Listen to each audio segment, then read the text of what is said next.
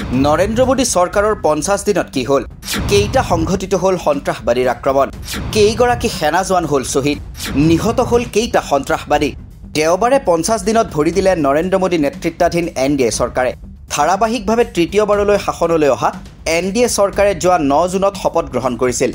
নৰেন্দ্ৰ মোদীৰ মন্ত্ৰীসভাক ৰাষ্ট্ৰপতি দ্ৰৌপদী মুৰ্মুৱে শপত বাক্য পাঠ কৰাই থকাৰ সময়ত সন্ত্ৰাসবাদীয়ে আক্ৰমণ চলাই আছিল জম্মু কাশ্মীৰত ৰিয়াসী জিলাত এখন তীৰ্থযাত্ৰীৰ বাছৰ ওপৰত সন্ত্ৰাসবাদীয়ে আক্ৰমণ চলোৱাত নিহত হৈছিল 10 গৰাকী এয়াই আৰম্ভণি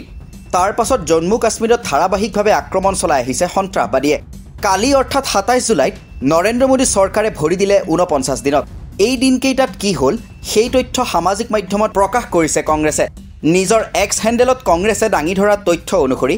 14টা সন্ত্ৰাসবাদী আক্ৰমণ 15 গৰাকী সেনা জোৱান শ্বহীদ 22 গৰাকী সেনা জোৱান আঘাতপ্ৰাপ্ত 10 গৰাকী নাগৰিকৰ মৃত্যু 50 গৰাকী আঘাতপ্ৰাপ্ত ইয়াত কেইটা সন্ত্ৰাসবাদী নিহত হ'ল সেই তথ্য উল্লেখ কৰা নাই কিন্তু ভাৰতীয় সেনাৰ হাতত নিহত হ'ল 5টা সন্ত্ৰাসবাদী 9 জুনত জম্মু কাশ্মীৰৰ ৰিয়াসী জিলাত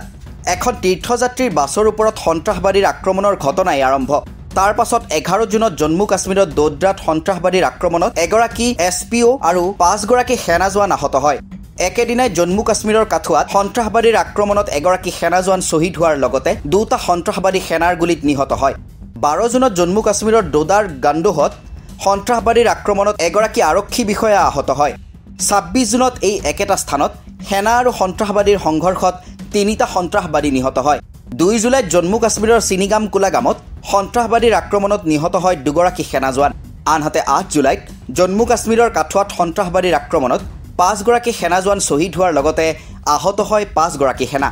9 জুলাইত জম্মু কাশ্মীৰৰ দাদাৰ ঘাডি ভাগৱাহত সন্ত্ৰাসবাদীৰে সেনাৰ সংঘৰ্ষ হয় 15 জুলাইত জম্মু কাশ্মীৰৰ দোদাৰ ধাৰি গেটত সন্ত্ৰাসবাদীৰ আক্ৰমণত এগৰাকী বিষয়াৰ লগতে 3 গৰাকী সেনা জোৱান শ্বহীদ হয় 18 জুলাইত জম্মু কাশ্মীৰৰ কাষ্টিগড়ত সন্ত্ৰাসবাদীৰ আক্ৰমণত দুগৰাকী সেনা জোৱান আহত হয় 22 জুলাইত জম্মু কাশ্মীৰৰ ৰাজৌৰীত সন্ত্ৰাসবাদীৰ আক্ৰমণত এগৰাকী সেনা জোৱান আহত হয় 23 জুলাইত জম্মু কাশ্মীৰৰ পুঞ্চত সন্ত্ৰাসবাদীৰ আক্ৰমণত নিহত হয় এগৰাকী সেনা জোৱান 24 জুলাইত জম্মু কাশ্মীৰৰ কুপৱাৰাত সন্ত্ৰাসবাদীৰ আক্ৰমণত শ্বহীদ হয় এগৰাকী সেনা জোৱান ইপিনে শনিবাৰ অৰ্থাৎ 27 জুলাইত জম্মু কাশ্মীৰৰ কুপৱাৰাত সন্ত্ৰাসবাদীৰ আক্ৰমণত এগৰাকী সেনা জোৱান শ্বহীদ হোৱাৰ লগতে আন কেইবাগৰাকীও আহত হয় এই তথ্যৰ পৰাই দেখা যায় যে 15 গৰাকী সেনা জোৱান শ্বহীদ হোৱাৰ বিপৰীতে নিহত হৈছে 5টা সন্ত্ৰাসবাদী তদুপৰি জম্মু কাশ্মীৰত সন্ত্ৰাসবাদীৰ ধাৰাবাহিক আক্ৰমণো অতি গুৰুতৰ বিষয় হৈ পৰিছে 2019 চনৰ 5 আগষ্টত